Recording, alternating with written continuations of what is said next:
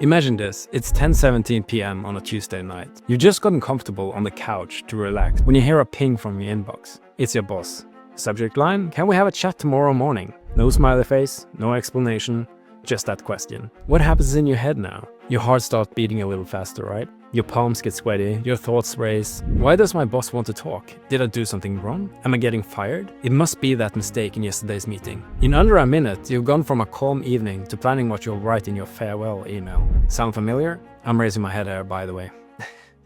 We're incredibly good at creating huge drama out of almost nothing. A short email, a thumbs up emoji, or a message from a friend that just says, okay, and boom, your brain is off writing its own horror movie script. So why do we do this to ourselves? Well, ironically, our brain is just trying to protect us. It's like that overprotective friend who always expects disaster. Evolution wired us to assume a shadow is a bear, rather than miss a real threat. Thousands of years ago, it was smarter to assume the worst when something rustled in the bushes. Some of that legacy still sticks around, so when something is unclear or uncertain, the brain jumps to conclusions. And not exactly the most optimistic ones. We often assume the worst. Psychologists have a name for this: negativity bias. It means we have built-in tendency to notice and believe the negative before the positive. And when we communicate through text, this effect gets even stronger. Without tone of voice, facial expressions, or context, our brain fills in what's missing. Fun fact, research actually shows that people reading an email often interpret it more negatively than the sender intended. So a slightly brief message can sound harsh on the receiving end, even if it wasn't meant that way. So you're not alone or crazy for interpreting things in the worst possible way. It's pretty common. So what can you do the next time your brain starts staging its little play without a script? When I notice the catastrophic thoughts spinning up, I first try to do a reality check with myself. I ask, do I actually have any evidence that this is bad? Or am I just making it up?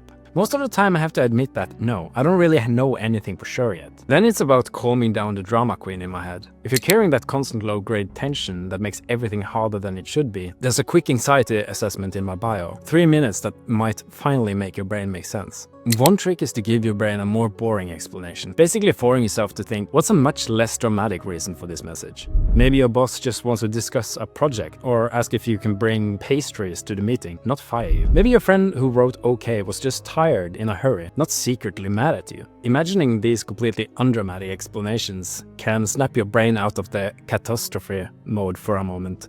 On top of that, I try to avoid reacting while the panic is at its worst. Don't send a long panicked reply at 10:18 p.m. where you write, yes, of course, is something wrong? It can probably wait.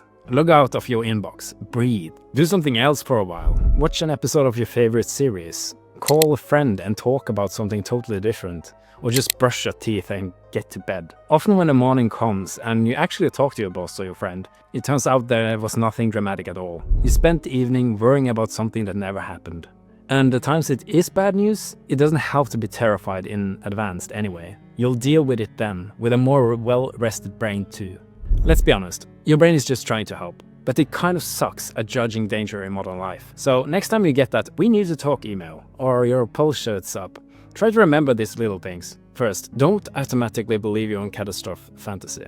Your brain means well, but it's a drama queen. Second, give a simpler, more innocent explanation a chance before you conclude doom. A little mental reality check doesn't hurt. How about you? Have you ever overthought a short message and turned it into a whole drama in your head? Feel free to share in the comments and tell us the dumbest thing you're worried about for no reason, so we can laugh at it ourselves together. Self-awareness plus humor is truth. So go on. Thanks for watching. Click on that like and subscribe button, and I'll see you in the next one.